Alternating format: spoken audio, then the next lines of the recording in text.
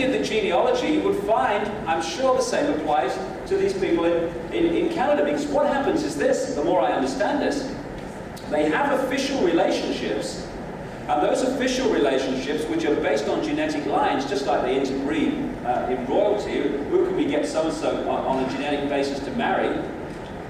And they produce children with the name of the bloodline families. But what they also do is have a stream of children outside of the official relationships, and they have different names. And then they become the presidents and the prime ministers, and people don't say, hold on a minute, the president's called Rockefeller, the vice president, the secretary of state, what goes on? No, they've got different names. I'm absolutely convinced that Bill Clinton is actually a Rockefeller, and that his father was a guy called Winthrop Rockefeller, who had a major estate in Arkansas.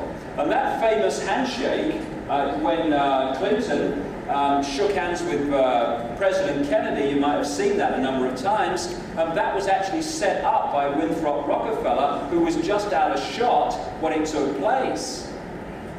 And then this apparently kind of ordinary guy, kid from Arkansas, with an ordinary background, as people might say, ends up being a Rhodes Scholar and funded to go to Oxford, and the Rhodes Scholarships are for the elite kids. Just a coincidence. Now, so the Windsors are fundamentally involved in this. They're not top of the pyramid, but they are knowingly involved here. And some of the things that they've been involved in are absolutely incredible. And I've come across recently a lady who was Princess Diana's close confidant, and I won't say any more for now, but close confidant and friend for 9 years. And my goodness me, have I learned a few things. First of all, Princess Diana used to say of the Windsors, in all seriousness, they are not human. And some of the things that go on in the background, which I will document in this book I'm writing, will actually make flipping hair curl. And what Princess Diana knew, once she had become aware through experience, was that all they wanted her for, in her own words, was to be a brood mare. They wanted the Spencer genes, because they're into the genetics of this thing. They don't marry for love. So, I mean, Prince Andrew is not the child of Prince Philip. His father's a guy called Lord Porchester, who is the Queen's racing manager, because they don't marry for love. And certainly not, this guy is a serious kind of player, old Prince Philip, at his level of the game. So they offered the job, and I know this from impeccable sources, they offered the job of marrying Charles, first of all, to Diana's sister. And when she turned it down, they still wanted the Windsor genes. And Diana understood this in the end. And bingo, they get this naive then, but not later, 19-year-old, and they get the Spencer genes. And if you look, after the children arrived, that's when they started pushing her out. Don't want you now, got your genes. And interestingly, over the 9-10 years that these people were close, Diana said to her a number of times, they're going to kill me, you know. I'm too dangerous to them. They're going to kill me. And that's what they did. I don't know whether you know, I mean, it's in our face if we only looked at it.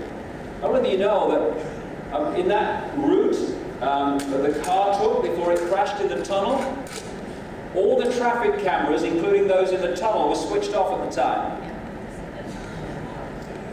All the police frequencies for that part of Paris were switched off in the 20-25 minutes before the crash. Accident, my bum. And it's also interesting, you know, the thing I've got into is the real nature of how these people get into the ritual of it, and how they go back to this ancient ritual they've followed all the way through, including the sacrifice of children and stuff. There was a group of people which can be picked up at the time of the Trojan Wars, and you can follow them through Asia Minor, up through the Caucasus Mountains, into Europe, and eventually they settled in what we now call France. And we actually get the name France from the name of these people. They were called the Sicambrian Franks. And they had a royal elite offshoot called the Merovingians. The Merovingians and the Sicambrian Franks established what is now the city of Paris, and they named it. They worshipped a goddess called Diana. They built underground chambers in Paris for the various rituals to the goddess Diana. Those underground chambers, or the site of them, is now another underground chamber. It's the Pont de l'Alma tunnel where the car crashed. And when you get I've got a lot more that if I had more time I could talk about here, about this, but when you get into the ritual of it, you start to realize that it's not a coincidence, these things, they're real. And they did her in. This is, quickly through this bit, this is the Sinclair estate now in Scotland near Edinburgh, and this is one of the holy grails, the sacred sites of this elite in its belief system. It's called Rosslyn Chapel. Rosslyn Chapel was included in the stonework were things like sweet corn plants and cactus plants and stuff that were only found in America.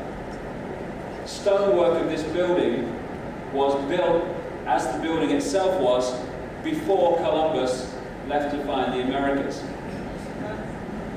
They'd already been there. Now this is a Templar, and this is a Templar cross. Important, this red cross on a white background, and it's very much like the Maltese cross as it goes out at the ends, right? Now just hold that, red cross on the white background. This is a painting by another initiate depicting Jesus again, the Son, and look, there's the cross there on the halo, and there's the Templar cross, red cross on the white background. Now this is why we get the organization today called the Red Cross. The Red Cross was founded after correspondence in the Times newspaper during the Crimea War, and became what it is today. Now, 90-odd% of people that work for the Red Cross are genuine people, because they're pyramids.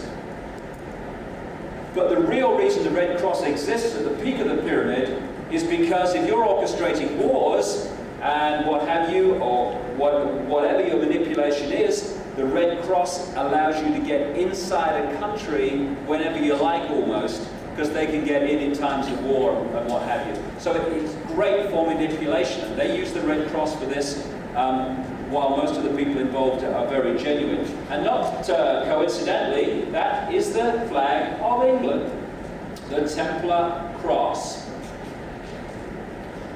What the Templars flew on their ships various times was what we call the skull and bones.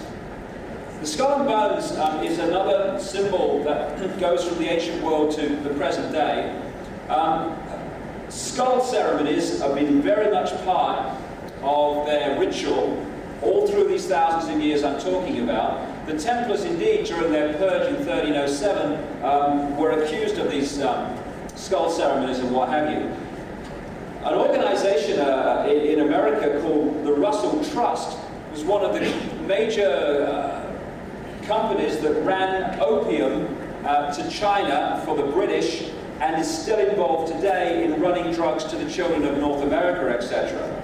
The Russell Trust on their ships flew the skull and bones. And what else did the Russell Trust do? It set up a satanic blood-drinking secret society in America called the Skull and Bones Society, which has among its number some of the main players in America in the last 100 years. The most famous member today of the Skull and Bones Society is George Bush. Now, the Skull and Bones Society is just another front for the same, another mask for the same face. Here is its headquarters on the campus, or near the campus of Yale University. And what goes on in there, goodness knows what. Well, we do know.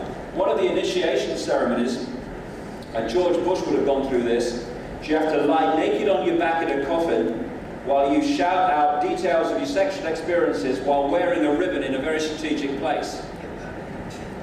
I've never seen George in the same light since I realised that.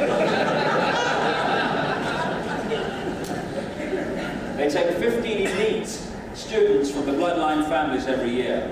Yale, Princeton, Columbia University, Harvard, they're all fronts for this group. Another symbol that is a classic, which is on the dollar bill there, is the pyramid with the all-seeing eye, the capstone missing, capstone lifted off the pyramid. And if you count the number of levels there and the number in the letters and stuff, it is a mass of classic esoteric numerology and symbolism. And the pyramid with the capstone missing, the pyramid and the all-seeing eye, or the eye of Lucifer, the eye of Horus, whatever name they give to this deity, this negative deity that they follow, is a symbol that comes up again and again and again. Anyone know where that is? No? Yeah, pyramid with the capstone missing. That's a railway that comes across to stop that. That's Dealey Plaza. That's where they killed Kennedy. In Texas. That's where they shot Kennedy. That's where they shot Lee Harvey Oswald. And if that was a one-off and you didn't do the research on their ritual and their obsession with it, you'd write it off as a coincidence that that is a pyramid with a capstone missing. But it isn't, as we'll see when we get to the street plan in Washington. And what did the Freemasons do after they killed Kennedy on that same site? They did a depiction of this, and I'll come to it in a second. One of the themes that you pick up in Greek mythology and mythology all the way through is of the one that took fire, knowledge, from the gods and gave it to some humans. And what seems to have happened, if you look at the Sumerian texts and other accounts of the ancient world, is that these Anunnaki, or their hybrids, the giants as the Old Testament talks about them, took knowledge of the gods, very advanced knowledge, because a lot of these extraterrestrials are very positive. We're not talking about one group here, or groups, and gave it to some human beings, the priestly bloodlines and the royal bloodlines, but particularly the priestly bloodlines having the real knowledge. And one of the classic expressions in myth of this was Prometheus. Prometheus was the one who took fire from the gods and gave it to humans. This is Prometheus. This is the fire, the knowledge. That is the Rockefeller Center in New York. One of the bloodline families. And so the flame became a major symbol, perhaps the major symbol of this elite through the thousands of years to the present day, the illuminated ones, knowledge, Illuminati. And that's what that is. The Statue of Liberty. By the way, that's a fairground, right? Because I took that in Las Vegas, which is an exact replica of the one in New York. I've been into New York City, but it makes the same point. There you have the classic symbol, the lighted torch, the illuminated ones, the Illuminati. There you have, again, the spiked rays of the sun. Again, there could be another reason for that, but I need more research to know that. But that is supposed to be, of course, the classic symbol of America. Liberty, freedom. It was given to New York by the French Freemasons. And because they turned symbols on their head, that doesn't mean liberty, it means the opposite of it. It means we own the bloody place, guys, and you don't